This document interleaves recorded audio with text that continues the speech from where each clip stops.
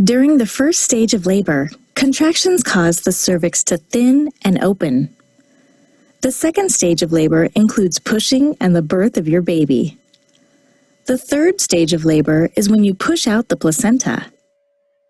And finally, during the fourth stage, you and your baby will recover from childbirth as you hold and breastfeed him or her. Let's take a closer look at the first stage of labor, which is further divided into 3 parts: early labor, active labor, and transition. These parts can blur together in labor, and you might not notice when you're moving to the next part. Let's start with early labor. This animation shows the changing cervix. During early labor, the cervix dilates from 0 to 6 centimeters and begins to thin. In order for this to happen, contractions must gradually become longer, stronger, and closer together. Marimar's contractions are not very strong yet, and she and her husband Tim try using movement to get labor going. During early labor, I was trying to relax. I tried a couple of the techniques that they showed us with the birthing ball, which were very helpful actually, because I was experiencing some back pain too, which I hadn't experienced up until that point. I was trying to keep mentally present enough to be able to help. I was just enjoying the calm parts before we actually got to the hospital. Early labor contractions are short, typically lasting only 30 to 45 seconds, and are spaced 5 to 30 minutes apart. This pie graph represents a 24-hour labor. Early labor is the longest part, typically lasting 6 to 12 hours for first-time moms, but for some it can last a day or more.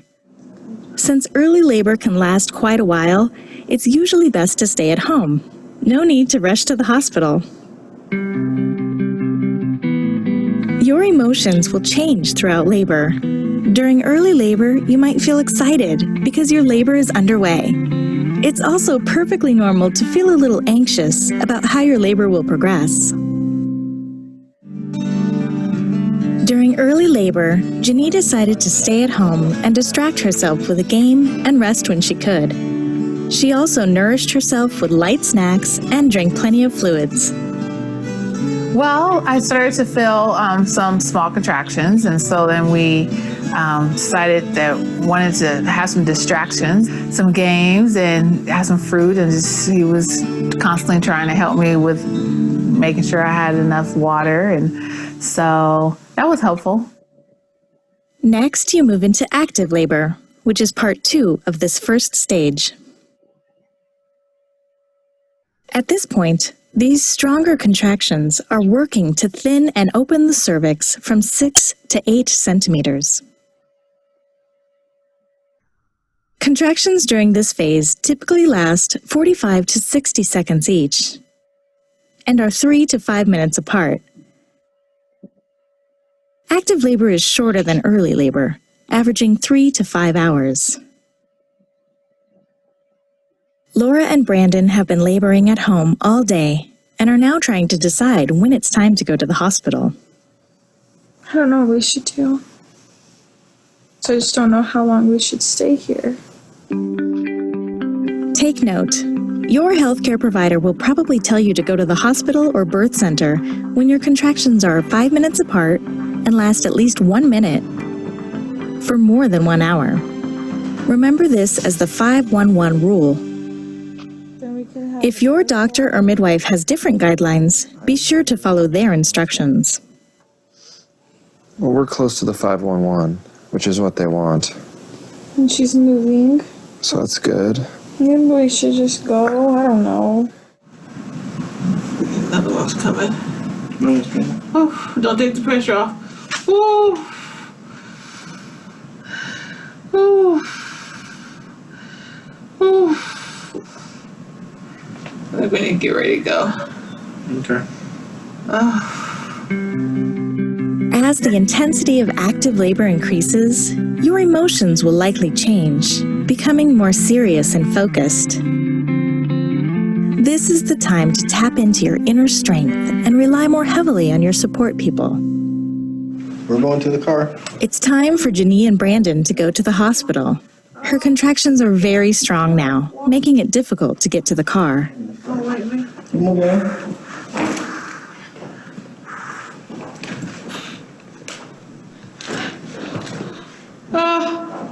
Okay. You want to stop here? So with me being the sole support person for Janie when she went into active labor, I felt a lot of responsibility to make sure things went well, to make sure things kept on moving forward. Yeah, just to be that solid rock. Oh, goodness. I mean, at that point, I was making all kinds of noise. It was just really hard to get through those contractions. It's such a strange feeling to see like how you focus for contractions, because in the moment you really block everything out. I blocked everything out. I don't know what was going on around me. Nothing else really mattered, but I just got in the zone, and just kind of these like primordial instincts came in, and I just basically blocked everything out. She went from dealing with the pain pretty well to having to breathe through it, using me and her father to get her through it, because they slowly got harder and harder and harder.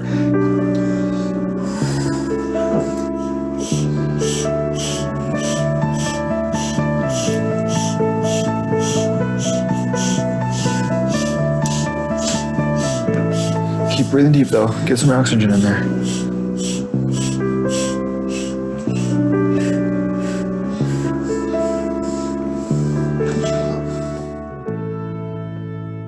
Good job. I was just hoping that the contractions would get stronger and that my cervix would open up, and that things would be progressing. I was trying to relax, and I was pretty relaxed being in the tub. It was very comfortable, more comfortable than being in the bed. As active labor progresses, the baby starts a process called internal rotation, which positions her head for birth. Usually, the baby's head turns so she is facing her mother's back. This is called the anterior position and allows her to more easily fit through the pelvis and into the birth canal. In some births, the baby's head turns so that she's facing her mother's front. This is the posterior position. In this position, her head puts added pressure on her mother's back, which may cause back pain and slow down the labor. You want anything? With her mother's support, Nakaya has been in labor for 8 hours.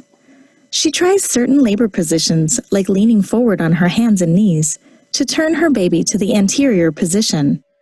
This also helps relieve some of the pressure against her back.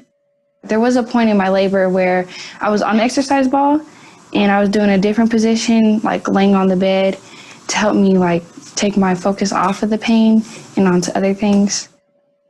Active labor progresses into the third and final part of the first stage, called transition. During this part, your cervix thins and opens completely from 8 to 10 centimeters. The contractions during transition last 60 to 90 seconds each and are only 1 to 3 minutes apart. Transition is usually the most challenging part of labor, but also the shortest, typically lasting between 30 minutes and 2 hours. Because of how intense transition is, you might feel overwhelmed and more dependent on others.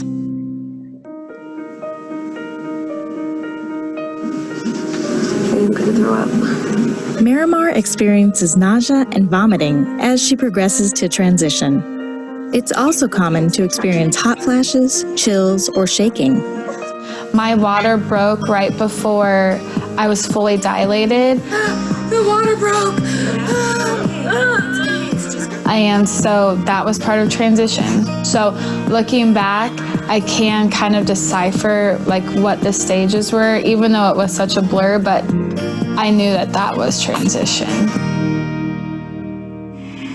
Contractions are usually at their strongest during transition. continuing to use a variety of positions and comfort techniques can help. Chrislyn, a third-time mom, is now going through transition, and her labor has progressed quickly. Her husband Marcus and her other support people work to keep her focused. Partners, transition is a time when it's important for you to offer extra emotional support. Use direct eye contact, be more assertive, and help her stay focused on the positive outcome ahead, the baby's birth.